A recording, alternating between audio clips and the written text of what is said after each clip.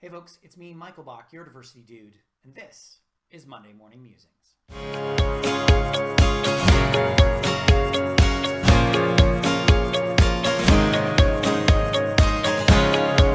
there folks, happy Monday. Hope you had a nice weekend. If you're new to my channel, welcome. And please remember to subscribe by clicking on the link so you can find out whenever I post a new video, which is every Monday. Sometimes Tuesday though, because I sometimes forget.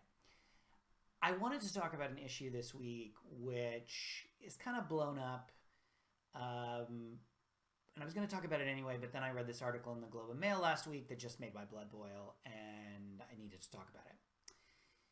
So, a journalist by the name of Konrad Yakubowski wrote an article in the Globe and Mail with the headline, "The University of Ottawa Throws Academic Freedom Under the Bus." The gist of the situation is that an issue broke out at the University of Ottawa because an art history professor by the name of Verushka Lieutenant Duval used the N-word during an online seminar to illustrate the concept of subversive resignification, essentially the reclamation of terminology once used as disparaging. In his article, Yakubowski said, quote, "Academic freedom means having the freedom to offend," end quote. Yakubowski is what I like to call wrong. There are some things that respectable educational institutions don't debate.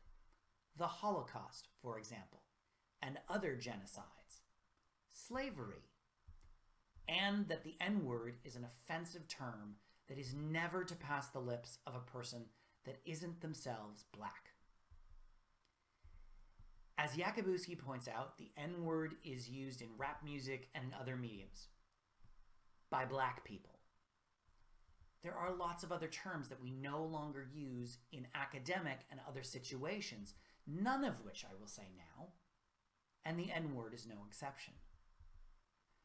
Professor Lieutenant Duval made a mistake, and I believe her apology to be sincere. I don't think she deserves any other punishment. I condemn the hateful things that others have said about her online. The answer to hate is not hate. Yakubowski pointed out that Professor Lieutenant Duval also used the word queer in her argument. The difference between the two terms is simple. Queers were never owned. The term queer was once used as a derogatory idiom to describe members of the LGBTQ2+ communities, but it has been reclaimed by some in the community as a badge of identity as opposed to shame. That's it. There's also a lot of members of the community who don't like the term.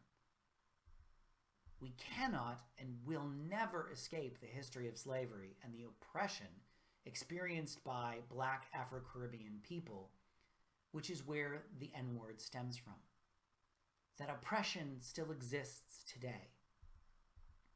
I don't like hearing the N-word used in song lyrics or on television. But how I feel doesn't matter squat, because my people were never property. To say that Mr. Yakubowski missed the point is a mild understatement. Academic freedom is not mean having the freedom to offend. It means having the freedom to provoke and challenge. The N-word is off limits. That's it for me. Thanks so much for watching. Do remember to subscribe to my channel and share the video on your social media platforms.